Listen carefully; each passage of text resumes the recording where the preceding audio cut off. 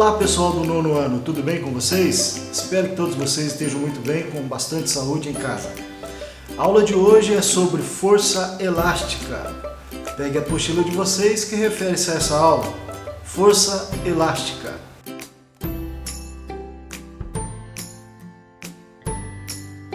Nós estamos trabalhando com a força elástica, vocês já estão com a apostila em mãos. Abram ela na página 23. Ela está dentro do eixo grandezas e medidas, a nossa protótipo hoje que vai simular uma força elástica, tá certo? Então vamos para o seguinte texto. Quando você pensa em relações, você pode pensar em diversas coisas, mas será que passa pela sua cabeça uma função de primeiro grau? Por exemplo, quando temos uma mola, você já pensou que existe uma relação entre o quanto a mola é comprimida ou esticada e a força aplicada a ela, e que isso é uma função de primeiro grau? O que acontece é que, quando a mola é esticada, ela gera uma força que tende a comprimi-la e, quando comprimida, ela tende a se expandir, empregando uma força no sentido inverso. E como dissemos antes, essa relação pode ser descrita através de uma função de primeiro grau, levando algumas considerações, sendo elas: elástica, comprimida, esticada. Força elástica, representado pela letra F maiúscula, a força realizada referente ao movimento. Constante elástica, representada pela letra K, característica própria de cada mola.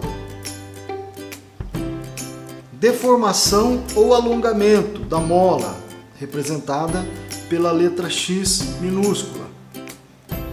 Assim, o físico inglês Robert Hooke representou matematicamente a relação acima. Quando alguma força é exercida, ela gera o que chamamos de energia potencial elástica, que, assim como outras formas de energia, pode ser convertida ou utilizada. E assim como a força, a energia também é dada por uma função, mas no caso uma função de segundo grau, que está representada por essa equação. Bem pessoal, nesse experimento nós iremos utilizar uma ferramenta nova, que é do software de programação, que é a coleta de dados. Ele vai gerar um gráfico na tela, que vocês poderão trabalhar com análise de dados. Então vai ser uma coisa já diferente, um exercício diferente que vocês não praticaram ainda, tá certo? Então vai ser bastante interessante a montagem desse protótipo. É uma montagem bem simples, porém a programação e a captura dos dados vai ser bastante interessante, e eu acredito que vocês vão gostar bastante de realizar essa tarefa. A programação também não é muito difícil, porém ela é diferente, vocês não fizeram nenhuma vez ainda.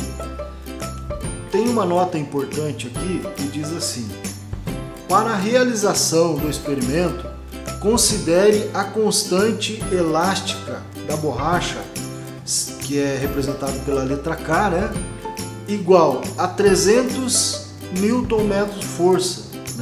Então, em física, aí vocês já devem estar bem habituados com esses termos, Newton-metro força, que é o torque. Na página 26, vocês terão que representar o gráfico que a equipe de vocês vão obter através da leitura. Vocês vão fazer o protótipo funcionar, vão coletar os dados do protótipo e vão realizar um gráfico semelhante a esse aqui. Cada equipe, lógico, vai ter um gráfico diferente, então vocês poderão analisar. Nós iremos trabalhar com essa análise de dados, tá certo?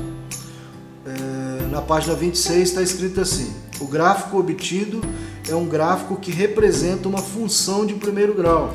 Por quê? O gráfico é uma função de primeiro grau, pois podemos ver que apesar das pequenas oscilações, ele tende a ser uma reta. E o último exercício, que está na página 26, que é o exercício 4, diz assim: o resultado obtido no experimento da sua equipe foram iguais aos dos seus colegas?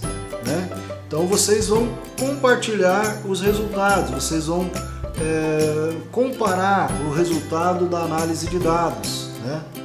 Um protótipo vai ter uma força elástica maior do que o outro protótipo, é lógico, porque cada equipe vai fazer uma programação diferente e cada equipe também vai fazer um tensionamento diferente do elástico. Nós iremos utilizar nesse protótipo um elástico para que o nosso robô faça o tracionamento desse elástico para ele fazer a leitura dos dados. Então ele vai fazer um gráfico e vai apresentar para vocês qual foi a força elástica que ele obteve através desse experimento. Então eu acredito que quando tiver um exercício de matemática nesse nível, vocês entenderão um pouquinho melhor através da montagem desse protótipo, tá certo? Então essa foi a parte teórica da aula nossa, dessa aula de força elástica, que no retorno da aula presencial nós iremos fazer esse experimento lá no laboratório. Tá certo, pessoal? Espero que tenham gostado e até a próxima. Um abraço, tchau!